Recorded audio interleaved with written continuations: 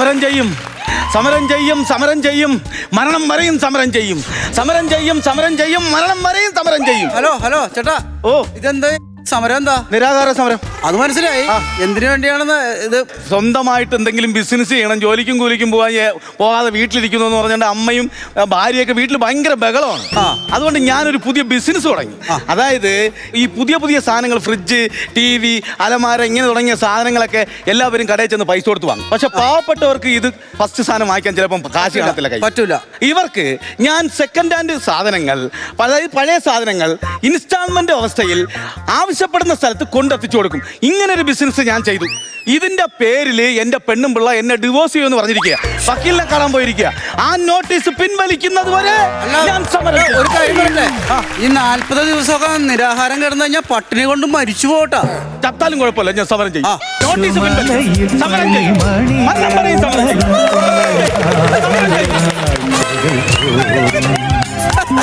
കുരിശുമലയിൽ പള്ളി മണികളുണരും പുണ്യനായരാഴ്ചകൾ.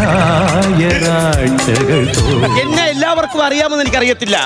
അറിയാവുന്നവർക്ക് ഈസി, അറിഞ്ഞുണർത്തവർക്ക് പാട്. ഞാൻ തത്ത, തെന്മല തത്ത.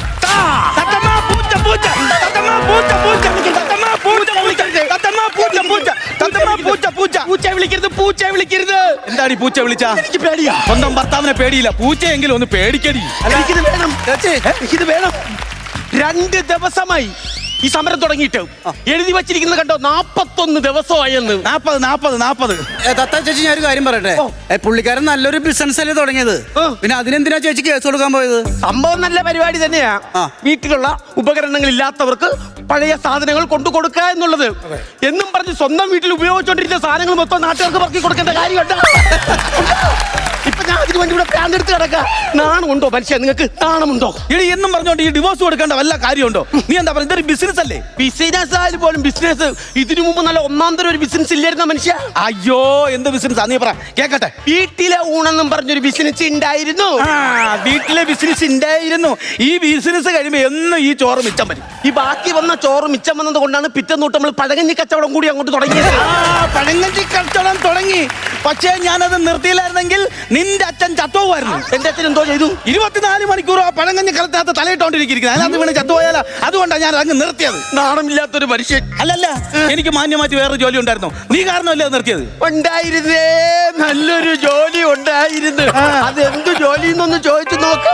ഞാൻ പറഞ്ഞുതരാം. പറഞ്ഞോട്. സിറ്റിയിലുള്ളൊരു വലിയ ഹോട്ടൽ, അതിന്റെ ഫ്രണ്ടിൽ സെക്യൂരിറ്റി. വഴിയെ പോകുന്ന ആൾക്കാരെയൊക്കെ ചോറ് കഴിച്ചിട്ട് പോവാം എന്ന് കൈയടിച്ച് വിളിച്ചു കയറ്റും. എന്ത് കുഴപ്പമെന്ത്? നാട്ടുകാർക്ക് കൈകാട്ടി ചോറ് വിളിച്ചു കൊടുത്ത് തത്ത ചത്തിട്ട് കാക്കയെ വിളിച്ച് വെളിച്ചോറ് കൊടുക്കാത്ത മനുഷ്യനാ നാട്ടുകാർക്ക് ചോറ്. എനിക്കിത് വേണം. എന്റെ അപ്പൂപ്പൻ അന്നേ പറഞ്ഞു, മക്കളെ തത്തേ നമുക്ക് ഈ ബന്ധം വേണ്ടാന്ന്. ഈ ആരാടി നിന്റെ അപ്പൂപ്പൻ? ആരാ അപ്പൂപ്പനെ ഒന്നും പറയരുത്. അപ്പൂപ്പൻ ജോത്സനായിരുന്നു, അറിയാലേ? എന്ത്? നാട്ടിലുള്ള ആണുങ്ങളുടെയും പെണ്ണുങ്ങളുടെയും എല്ലാ കാര്യങ്ങളും എന്റെ അപ്പൂപ്പൻ അങ്ങോട്ട് പറയരുത്. ഇതിനെയാണ് പരദൂഷണം എന്ന് പറയുന്നത്. എന്നിട്ട് ഇവള് പറയുന്നത് ജോത്സ്യം. നോണ പറയുന്നത്. നോണത്തി ടീമാണ്, നോണത്തി ടീം. ഇത് വേണം, ഇത് വേണം. ഇതാരടി ഈ തത്ത എന്ന് പേരിട്ട? എനിക്ക് എന്റെ അച്ഛൻ. അതെ, എന്റെ അച്ഛന്റെ ഏറ്റവും വലിയ ഇഷ്ടമുള്ള സാധനം എടുത്ത് തത്ത. ഞാൻ ജനിക്കുന്നതിന് മുമ്പ് വീട്ടിലൊരു തത്ത ഉണ്ടായിരുന്നു. ആ തത്തക്ക് പാല് കൊടുക്കുമായിരുന്നു, പഴം കൊടുക്കുമായിരുന്നു. പിന്നെ തത്തക്ക് പാലും പഴം അല്ല, വീടും സ്ഥലം ആരെങ്കിലും എഴുതി കൊടുക്കും. തത്തക്കിത് വേണം, തത്തക്കിത് വേണം. എന്റെ പൊന്നെ, തത്ത തത്ത ചെറുതല കേൾക്കാൻ എന്തൊരു ശല്യം ഒന്ന് ആലോചിച്ച്. നിങ്ങളാണെങ്കിൽ സഹിക്കൂ. നിങ്ങൾക്ക് കാര്യം അറിയാം. ഇപ്പൊ ആണെങ്കിൽ എവിടെ പെയ്യാലും പെണ്ണുങ്ങൾക്കാ മുൻഗണന. റേഷൻ കാർഡിൽ പെണ്ണുങ്ങൾക്ക് പേര്. നമ്മൾ ലോൺ എടുക്കാൻ പോയ അവിടെയും പെണ്ണുങ്ങൾ. ഞാൻ പഞ്ചായത്തിലൊരു വീടിന്റെ ലോണിന് വേണ്ടിയിട്ട് പോയി. അവിടെ ചെന്ന് ഞാൻ പറഞ്ഞു തത്തയ്ക്ക് ഒരു വീട് വേണമെന്ന്. അപ്പോൾ അവർ പറയാ, തത്തയ്ക്ക് വീടെന്തിനാ കൂട് പോരെയെന്ന്. നാണം കെട്ട് വെളിയിറങ്ങി നടക്കാൻ നിവർത്തിയില്ല, അറിയാവോ? അതാണ് എന്റെ അവസ്ഥ. വീട്ടിലെ സാധനങ്ങളെല്ലാം പറക്കി കൊടുത്ത് ഇവിടെ കഴിക്കാൻ വല്ലതും ഉണ്ടാ? ഇടി, കഴിക്കാൻ കഞ്ഞി വെച്ചിരിക്കല്ലേ അമ്മ? കഞ്ഞി മാത്രം മനുഷ്യർ കുടിച്ച വെച്ചപ്പോ നീ ഒരു കഞ്ഞി കിടക്കുന്ന തേങ്ങ എടുത്ത് അത് പിന്നെ പൊട്ടിച്ച് പിന്നെ ചമ്മന്തി ഇറക്കി. ആര് ചമ്മന്തി ഇറക്കും? ആര് ചമ്മന്തി അരക്കും? നിങ്ങൾക്ക് നിങ്ങളുടെ അമ്മയ്ക്ക് ആര് ചമ്മന്തി അരച്ചില്ല? എന്നെ കൊണ്ട് പറ്റത്തില്ല. നീ തേങ്ങ എടുത്ത് പൊട്ടിക്കാൻ? എനിക്ക് തേങ്ങ പൊട്ടിക്കാൻ അറിയാം. മതി. എനിക്ക് തേങ്ങ പൊട്ടിക്കാൻ അറിയത്തില്ല. ഇതൊക്കെ പഠിക്കാൻ ഞാൻ പറഞ്ഞു തരാം. മനുഷ്യനെ ഞാൻ കിട്ടണം. ഞാൻ ചമ്മന്തി അരച്ചു കൊടുക്കും. എനിക്ക് ഇഷ്ടമില്ല. ഇഷ്ടമല്ലെന്ന് പറഞ്ഞാൽ ഇഷ്ടമല്ല. ഞാൻ ചെയ്തില്ല. തത്ത വീട്ടു സാധനങ്ങളുടെ കാര്യത്തിൽ നമുക്കൊരു തീരുമാനം ഉണ്ടാക്കാം. ആദ്യം ആഹാരം കഴിക്കുന്ന ഉയിരാണ് വലുത്. അത് കഴിഞ്ഞ് ഡിവോഴ്സ്. അത് പിന്നെ നീ ഇത് പിടി. എങ്ങനെയത്? ഇത് പിടി. എന്നിട്ട് ഇതിലോട്ട് ആഞ്ഞൊരു വെട്ട്, ഒരു കീറ്.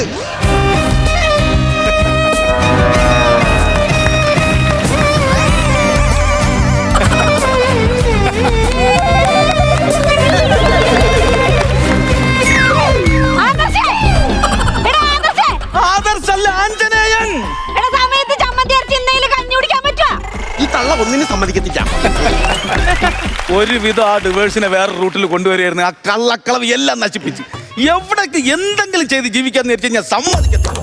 ഒരു കാറ്റ്. ഈ വീട്ടിൽ ഇരുന്ന മിക്സി ഞാൻ വിറ്റതാണല്ലോ, പിന്നെ ഈ നടന്നു പോണ മിക്സി ഏതാ? അതെ, അന്ന് വന്നേ ഇവിടെ. ആരാ? ആരാന്നാ? 10 മാസം നൊന്ത് പറ്റാ നിന്റെ തള്ളേനോട് നീ ചോദിക്കണോട് ആരാണെന്ന്?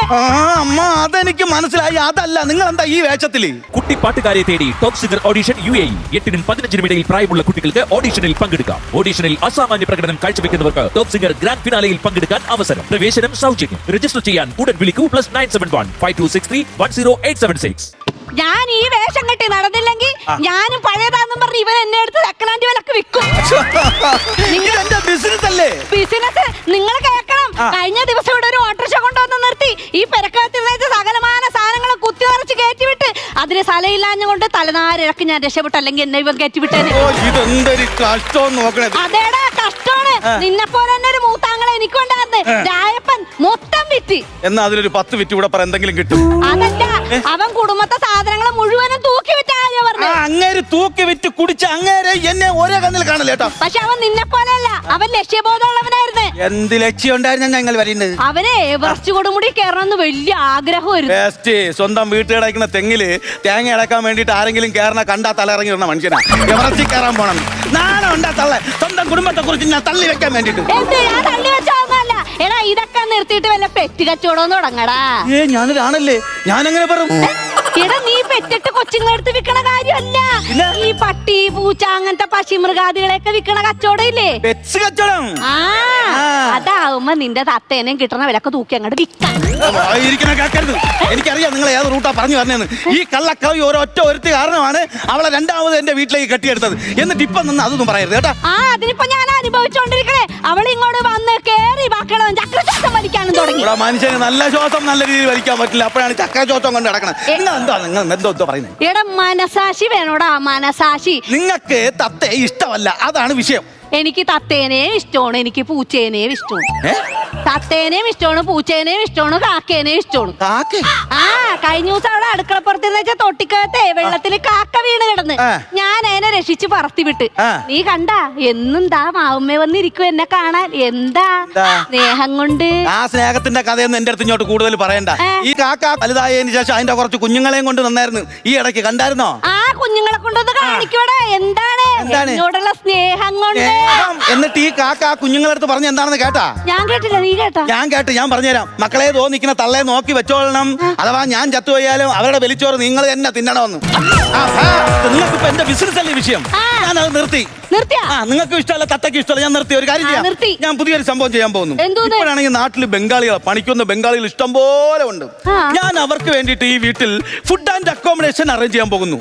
എന്താണെന്ന്? ഫുഡ് ആൻഡ് അക്കോമഡേഷൻ അറേഞ്ച് ചെയ്യാൻ പോകുന്നു ഈ വീട്ടിൽ.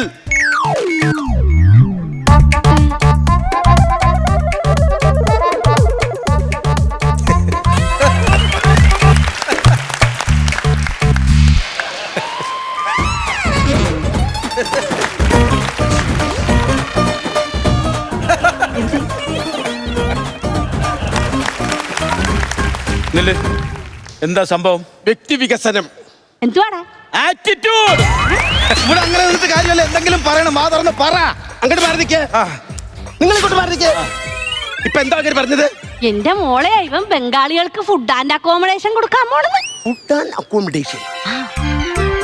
ഫുഡ് ഞാനിക്കറിയാം, ഞാനിങ്ങനെ പിള്ളേരൊക്കെ പറഞ്ഞ് കേട്ടിട്ടുണ്ട്. ഫുഡ് എന്ന് പറയുമ്പോൾ ആഹാരം, ഈ അക്കോമഡേഷൻ എന്ന് പറയുമ്പം ഇതിലൊഴിക്കുന്ന എന്തെങ്കിലും കറികളാണോ? ഇങ്ങനെ വന്നിട്ടേ ഇത്രേ സുന്ദരിയായ നീ ഇവിടെ നിക്കുമ്പോ ഇവനിനി വേറെ വല്ലതും ആണോ ഉദ്ദേശിച്ചത്?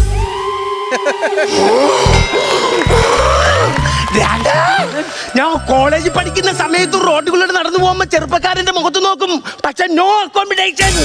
ഞാൻ ബസ്സിൽ കയറി യാത്ര ചെയ്യും, കണ്ടക്ടർ കാണും, ഡ്രൈവർ കാണും, പക്ഷെ നോ അക്കോമഡേഷൻ. നിങ്ങൾ ജോലിക്ക് പോകോ, പോയിട്ട് തിരിച്ചുവിടെ വന്ന് ആഹാരം കഴിക്കോ, എന്നിട്ട് കിടന്ന് ഉറങ്ങോ, പക്ഷെ നോ അക്കോമഡേഷൻ. എന്റെ കുടുംബത്തില് എന്റെ അച്ഛനുണ്ട്, എന്റെ ആങ്ങളമാരുണ്ട്, എല്ലാവരും ജോലിക്ക് പോകും, തിരിച്ചു വരും, പക്ഷേ നോ അക്കോമഡേഷൻ. എന്നിട്ട് ഇവന്മാരെല്ലാം ജോലിക്ക് പോയിട്ട് വന്നിട്ട് കാട്ടിലാണ് കിടന്നുറങ്ങുന്നത്. മനസ്സിലായില്ല? ഇടി അക്കോമഡേഷൻ എന്ന് പറഞ്ഞാൽ താമസ സൗകര്യം ഒരുക്കുന്നതാണ്. My mistake, my mistake.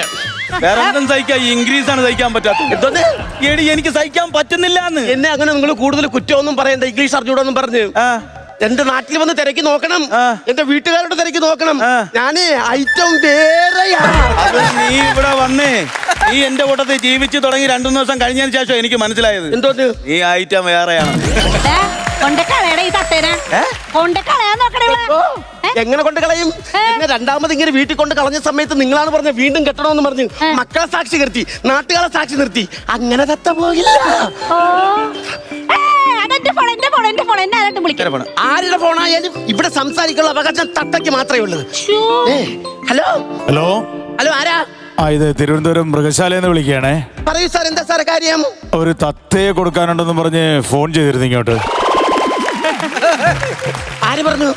അത് ട്രൂ കോളർ കാണിക്കുന്നത് ഒരു ഗോമതി അമ്മ എന്നാണ് കാണിക്കുന്നത്. ഗോമതി അമ്മ.